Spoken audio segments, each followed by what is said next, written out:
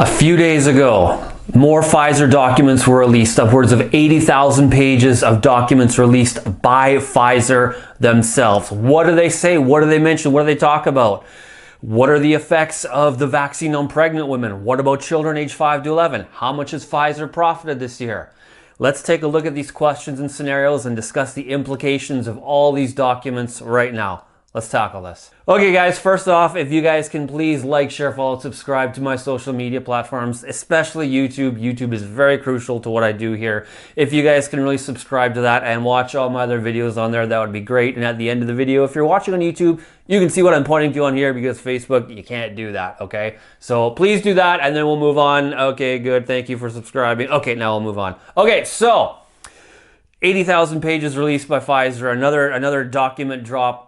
We're going to discuss a few things here. Mainly, we're going to tackle a few questions we're going to ask here. Okay. Now, these are going to be mainly profit, revenue generated topics, as well as with pregnant women and with children. Okay. So we're going to tackle a few different topics, a few different questions, and then we're going to discuss the implications of what the answers are to maybe some of those questions. Okay. So what we're going to tackle are: what are some of Pfizer's profits in 2022 compared to 2021? What products has Pfizer generated their revenue from? What is Pfizer's financial influence on the US federal government and Congress? That's the revenue and profiting section. Now we're going to tackle some of the documents here, and we're going to ask, what do the documents say about pregnant women getting the vaccine, as well as what are the results for children aged 5 to 11? So we're going to talk about these. We're going to try to answer them a little bit, point them out, and then discuss the implications of these. Let's tackle this right now. Okay, guys. So the information I'm about to give you is all sourced from The Guardian. Okay, that's the sources. It's very important to say what the sources are. And of course, again, since we're talking about, the vaccine and Pfizer and profits, I've got no opinion on what you should do with your body, what medical choices you do for yourself. That's all on you. All I'm doing is reporting on what information has been released to the public, posing questions, answering those questions, as well as discussing the implications for said potential answers or said questions. Okay? So let's discuss this. So, according to The Guardian, Pfizer has profits upwards of $26 billion in the first quarter of 2022. The bulk of those profits being from the COVID-19 vaccine and pill to treat the virus. So more specifically, $25.7 billion in profits is an increase in 77% from 1 year earlier. It's a 77% increase that Pfizer has had in their revenue and profiting from 1 year ago. 13.2 billion of their profits have been from the vaccine it has developed with BioNTech. $1.5 billion in revenue has come from Paxlovid, which is a COVID pill. Pfizer's revenue in 2021 was $81.3 billion, which doubled from 2020. Again, this was 2021. The revenue Pfizer is expected to generate in 2022 is roughly between $98 to $102 billion, of which half of those are COVID-related products. And you also have CEO of Pfizer, Albert, I think it's Bourla, B-O-U-R-L-A, of course, saying that the fourth dose is necessary to keep hospitalizations manageable and sickness more mild. Okay, so let's just discuss some of these profits here and the implications on these profits. Now, of course, you have two sides of the fence. Obviously, people who are taking the vaccine, people who aren't, and people who believe this and that. I have no opinion on that for the sake of this video, okay? So the implications of this knowledge of profits, well, obviously some people, the bulk of people, probably will say, well, if it can't be true, it's not true, it's not on the news, it's not true, okay? That's the general reaction people are saying, and I made a post about it on Facebook. What have the reactions been to people who have, found out about this stuff? And people said their answers. And a lot of people did say, no, it's not on the news, so it's not true. So that's one implication of the results of some, this information, is that people just won't believe it because it's not on the news, but they don't even know that Pfizer does sponsor a lot of mainstream news outlets and programs. So they are relatively in control of what information reaches the news. Would it not be fair to assume that, right? The implications for, some other people are that it just reinforces what they already believe. Obviously, right? Obviously, if there's, massive amounts of profiting in the billions of dollars, it creates a conflict of interest, especially when you're trying to sell more of your product. Is it really about health?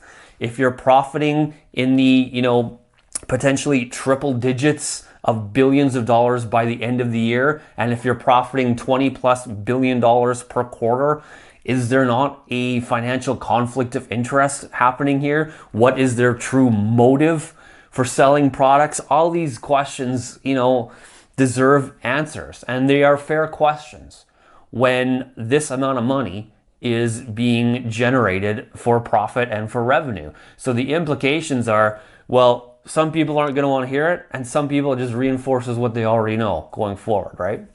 So tackle another question here, Pfizer's influence on Congress and the US federal government. So this was as per 2020, and again, still from the Guardian source, okay? Pfizer spent $11 million lobbying Congress and the federal government, the US federal government, in 2020, and in which 11 senators and 34 reps held shares in Pfizer. Now, obvious again, big conflict of interest here happening when members of the US government on a Senate level, Congress level, politicians in general, hold shares in a product that they are trying to mandate to the public. It's a bit of a conflict of interest, you would think. Okay, but again, of course, people aren't going to believe this. There's going to be, the implications of this are, well, there's people going to believe that politicians, the government have our best interest in heart, because as long as it's about public health and safety, the government wouldn't lie to us, blah, blah, blah. But when you strip back the veil of secrecy here and you see who owns what shares in what company that they're trying to mandate on us, you would really severely think that there is a big conflict of interest happening. What is really at stake here? Our public health or their profits? That's a fair question to ask when you know of the information available in the public. Okay, so let's go to what the Pfizer documents themselves have told us about women and pregnancy. Okay, so for pregnancy, the COVID-19 mRNA vaccine is not recommended during pregnancy. Pregnancy should be excluded before vaccination. Women should avoid pregnancy 2 months after their second dose. The COVID-19 mRNA vaccine should not be used during breastfeeding. Okay, so now, what are the implications of this?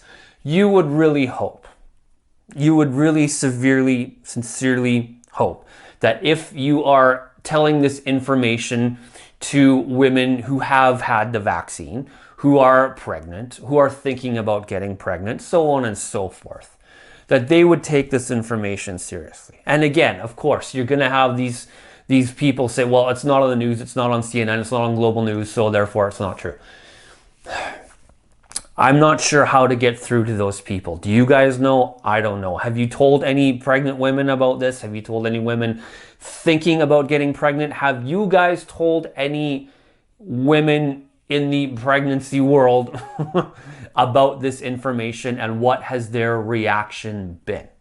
Okay, first of all, comment right now, right there. Obviously, this vaccine is not safe for pregnant women. It is not safe for women that are pregnant prior to vaccination or in the immediate aftermath of vaccination.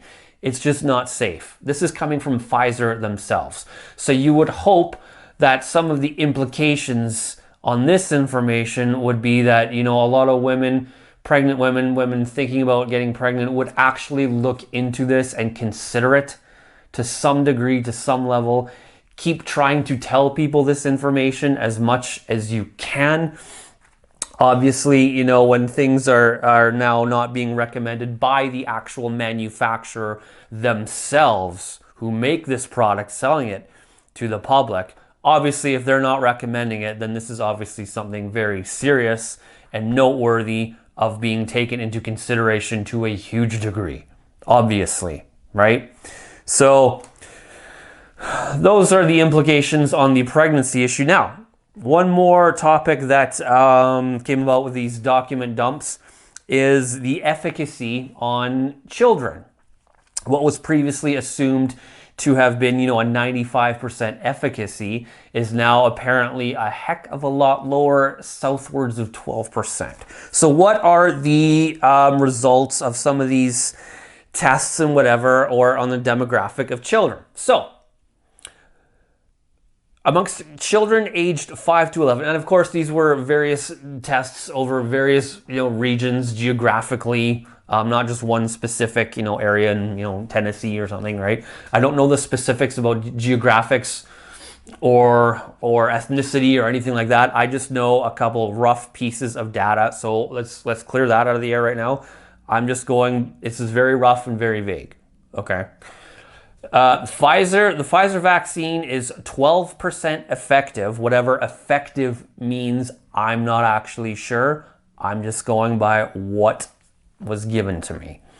The Pfizer vaccine is 12% effective in kids aged 5 to 11 against Omicron, which is down from 68%. I don't know what effective means.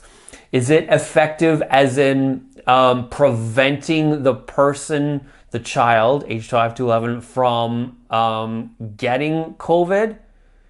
Is that what effective means? Effective against, you know, being susceptible to having it transmitted to you? I don't know. I'm just going by it is 12% effective. That's what the information is that I'm given. Hopefully that's not misinformation. And of course, again, this is in Pfizer's documents themselves. And also it says hospitalization is down from 100% down to 48%. So what are the implications of this on children? Well, obviously, this doesn't appear to be, you know, as safe and effective as it was being promoted. Now, you know, we're how many years into this vaccine are we? Roughly, maybe give or take 15 months, right? Now the data's coming in, obviously.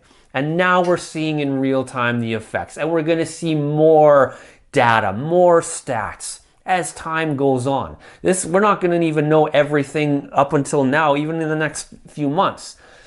This is going to be a year by year by year thing. We're not going to know the full effects of this for years and several years down the road. We're just going by what we got right now. And obviously, we're seeing a decrease in effectiveness in children, hospitalizations, people getting sick that have it.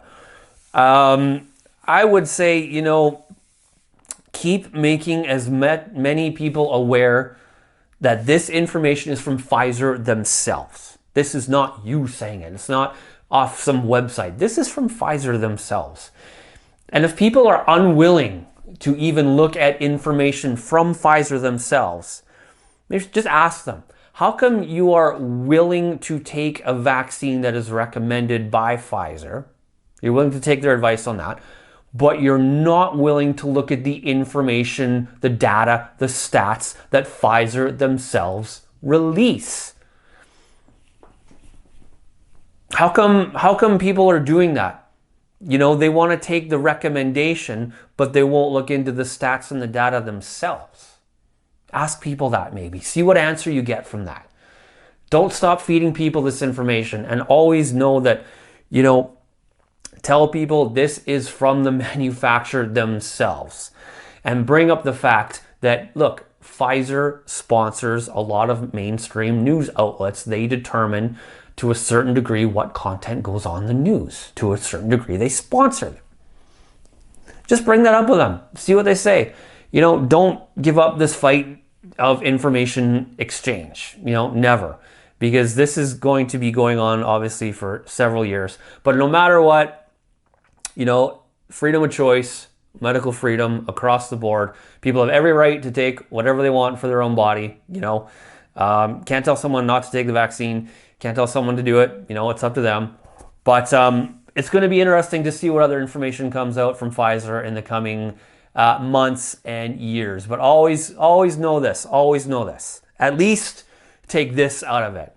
When there's, again, mass amounts of profits being made and people with invested in financial interests in said product are trying to sell you something and mandate something, always ask, is it really about what's best for me, or is it what's best financially for you? Because clearly there's conflicts of financial interests happening here. And on those notes, we should question what these people's motives are and question if we should be investing into these products they are trying to sell on us. Clearly, right? Okay, guys. So those are the Pfizer documents. Those are the implications. Those are the questions. Those are the answers. And of course, when you're watching on YouTube, you'll click on this video here, and then you'll click on this video right there. And we will all have a good day, and we will be back to talk about another topic very soon. Have a good day, guys. Hopefully this information was good for you, and take care.